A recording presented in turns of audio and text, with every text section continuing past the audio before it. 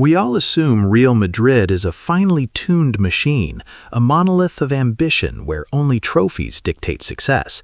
But the truly shocking reality is that moments after Xabi Alonso engineered a system that delivered historic tactical dominance, a system tracking a 92% pass completion rate in the defensive third and dramatically reducing high-danger turnovers by 40%, his fate was not decided by results or boardroom strategy.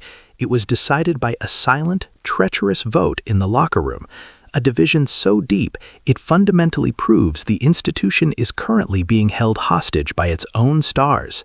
Welcome to 618 Radar, where we dissect the unseen power plays behind the beautiful game.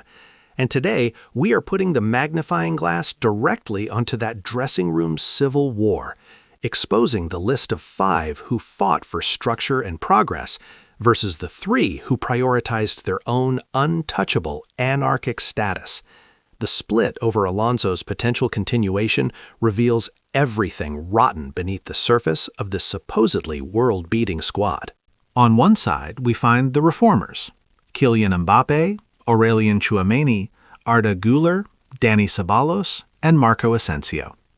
These 5 saw in Alonso a long-term architect, a man who didn't just want to win games, but wanted to build an institutional identity rooted in controlled, dominant football. They were players who understood, perhaps inherently, that the greatest clubs thrive on discipline, not sporadic flashes of individual brilliance. Arda Güler, in particular, would arguably miss Alonso more than anyone. The young Turk, who saw his progressive passes per 90 minutes triple under Alonso's personalized development plan, knew this system offered him the clearest path to realizing his potential.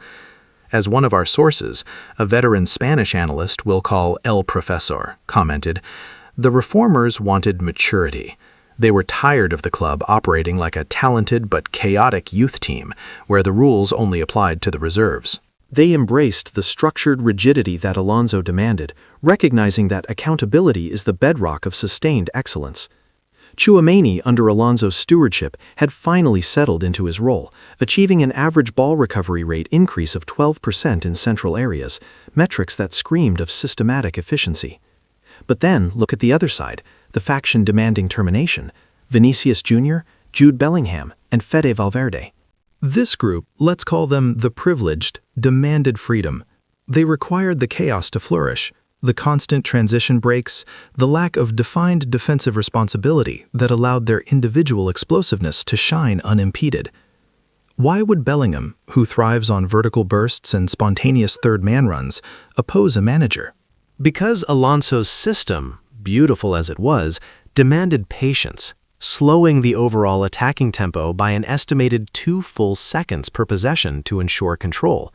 This directly curved the immediate, electrifying impact Vinny and Bellingham rely on. They interpreted structure as restriction, and worse, they saw equality as an infringement on their inherent stardom. "You cannot tell a genius where to stand," they seem to be shouting. But the reality is that genius without system is merely a fleeting firework display. The most damning indicator, the one that tells the entire story, is that Vinicius, Bellingham, and Valverde hold a greater collective sway than the structural needs of the club. When our team at 618 Radar looked closer at the underlying metrics, we found Vini's high-speed dribble attempts decreased by 30% under Alonso's rigid half-space occupation requirements. That's the crux of the conflict. Vini felt his personal, Ballon d'Or-chasing narrative was being sacrificed for the collective good. This is where the core counterargument collapses.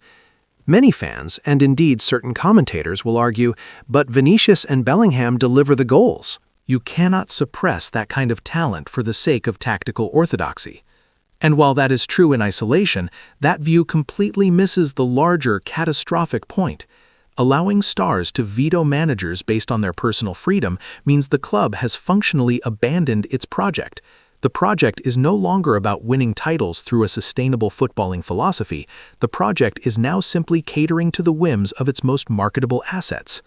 As El Profesor concluded, if the players decide who stays and who goes based on who gives them the most liberty, you are running a circus, not a football club.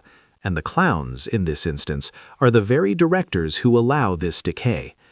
The true climax of this saga is not Alonso leaving, but the agonizing choice this division forces upon Florentino Perez. The fundamental, uncomfortable truth is that Perez cannot have both Mbappe, who supports the structured system, and Vinicius, who demands total individual freedom, flourish simultaneously. They occupy the same space, tactically and culturally. If Mbappe truly wanted Alonso to stay, it's because he understands that structure provides the platform for consistency. Perez must choose, sacrifice the long-term institutional integrity and continue enabling the privileged three, or back the reformers, commit to a system, and potentially risk alienating two of the most explosive players on the planet. The twist, the final knife-edge realization, is that Alonso wasn't just managing personalities, he was the human shield for a crucial philosophical struggle. When he was pushed out, it wasn't a rejection of his quality. His recent league title with Leverkusen showed that capability. It was the definitive, painful rejection of the idea of institutional discipline by the highest-paid employees. Perez is now standing at a precipice, forced to decide if this club will become a collective of individual brands or a unified team. He cannot ride both horses. He must choose Vinicius and the chaos, or Mbappe and the system. The club's future hinges on whether he reinforces the midfield to support structure, or if he continues to allow the star power up front to dictate the entire tempo and defensive posture of the squad. Failure to choose, allowing this duality to continue, guarantees the eventual collapse of the entire edifice. This internal warfare, this shocking division where the players themselves act as a veto committee, is why the institutional project cannot hold. The long-term trajectory is broken until Perez makes the brutal decision to side decisively with structure, even if it means sacrificing one of the Golden Boys. What do you think, 618 Radar listeners? Did Vinicius, Bellingham, and Valverde earn the right to dictate the club's philosophy? Or is this division proof that player power has become toxic? Let us know in the comments below. Like this video if you value this kind of deep dive. Share it with your fellow fans, and absolutely subscribe to 618 Radar for more unfiltered analysis that goes beyond the headlines.